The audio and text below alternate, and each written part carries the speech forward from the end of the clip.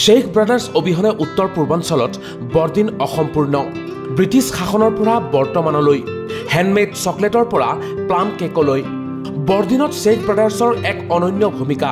1885 চনতে স্থাপিত শ্বেইখ ব্ৰাদাৰ্ছে এতিয়াও গ্ৰাহকৰ মন জয় কৰি আহিছে।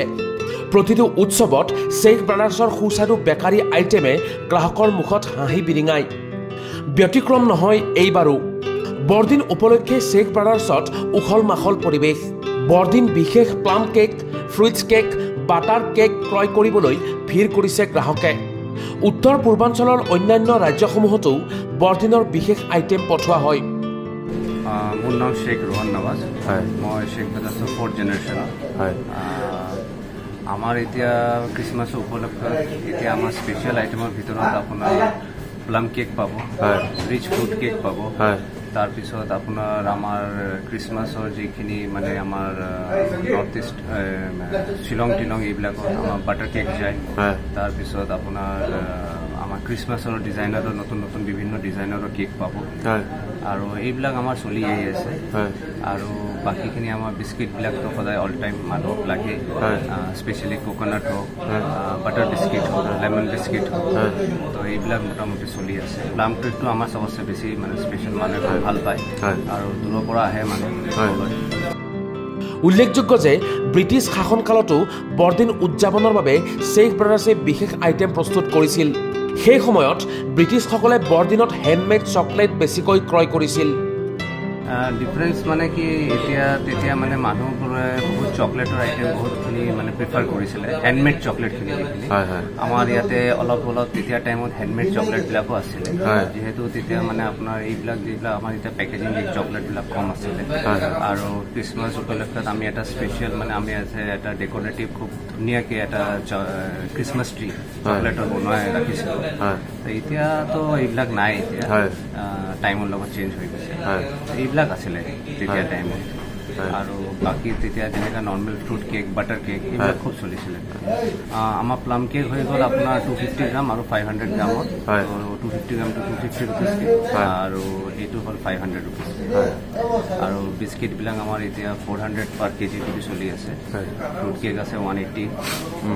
বিভিন্ন যেনেকুৱা কৰি আপোনাৰ ৱেইটটো বাঢ়ি গৈছে তেনেকুৱা ৰেটটো বাঢ়িছে। আমাৰ এইটো আমি এই বস্তুটো প্লাম এই ৱাইনখিনিত আমি ইউজ নকৰোঁ প্লাম কেকত। তাতে আমাৰ ডেটছ থাকে, বিভিন্ন ধৰণৰ ধৰি লওক ড্ৰাই ফ্ৰুটছবিলাক আমি সেইটোতে মিক্স কৰি কেনে বস্তুটো কৰোঁ। মানে আমাৰ ইয়াতে কোনো এলকহল জাতীয় বস্তু নাই।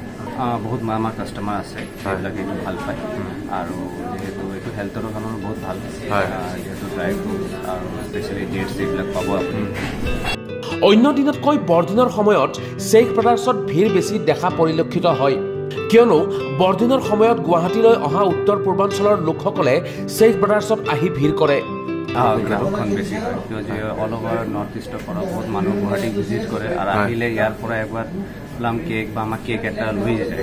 আপোনাৰ শ্বিলঙৰ পৰা কৰে, তাৰপিছত ধৰি লওক কেতিয়াবা ডিমাপুৰৰ পৰা মানুহ আহি কেনে লৈ যায় নিজে আহে। বহুতখিনি মানুহ আমাৰ পুৰণা কাষ্টমাৰ, মানে ইহঁতৰ এটা বান্ধা আছে যে বস্তুবিলাক ইহঁতে আমাৰ ডিচেম্বৰ আহিলে খ্ৰীষ্টমাছৰ টাইমত এই টাইমত আহে, গুৱাহাটী আহিলে ইহঁতে এবাৰ ভিজিট কৰে। আনহাতে 2024 চনৰ বৰদিন উদযাপনৰ বাবে ৰং বিৰঙী লাইটেৰে সুন্দৰকৈ সজোৱা হৈছে গুৱাহাটীৰ পাণবজাৰ স্থিত ছেইণ্ট জোচেফ কেথলিক গীৰ্জাঘৰ। বৰদিনৰ দিনা এই গীৰ্জাঘৰৰ চৌহদ হৈ পৰে সকলো ধৰ্মৰ এক মিলনভূমি।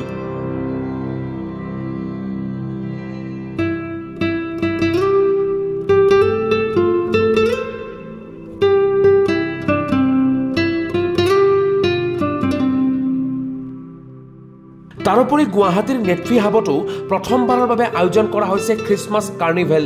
উত্তৰ পূবৰ সকলো ৰাজ্যৰ থলুৱা আৰু পৰম্পৰাগত খাদ্যৰে ভৰি পৰিছে নেত্ৰী হাবৰ চৌহদ।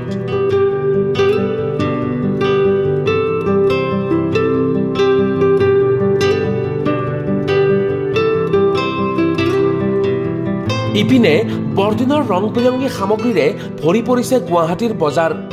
বিভিন্ন সাইজৰ Santa Claus, snowmen, stars, light, Christmas tree আদিয়ে আকৰ্ষিত কৰিছে গ্ৰাহকক। স্পেচিয়েলিটো সান্তা ক্লজ আহে মেক্সিমাম মানে সাইজৰ, আৰু ভেৰাইটিজ ডিজাইনেবল সান্তা আহে। প্লাছ এইবাৰ মানে বহুত ডাঙৰ সান্তা আহিছিলে, মানে উইথ কাৰেণ্টত লাগি থকা আৰু মুভিং উইথ, আৰু ট্ৰি আহিছে।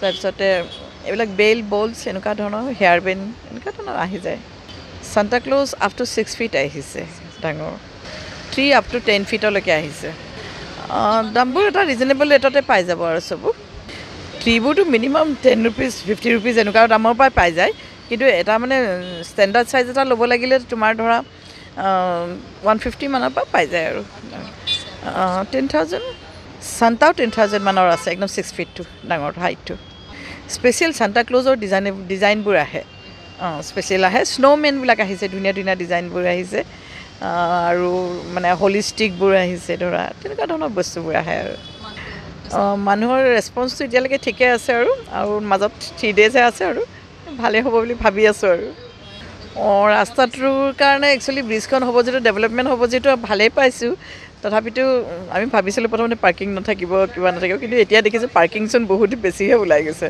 মাজত গোটেই ৰাস্তাটো পাৰ্কিং ওলাই গ'ল ডিভাইডাৰটো ভাঙি দিয়াৰ কাৰণে গোটেই পাৰ্কিং ওলালে ঠিকে আছে গতিকে পাৰ্কিং কৰিবলৈ অসুবিধা হোৱা নাই মানুহে অলপ ভয়তে হয়তো কোনোবা এইটো ৰাস্তাত ইমান জাম হয়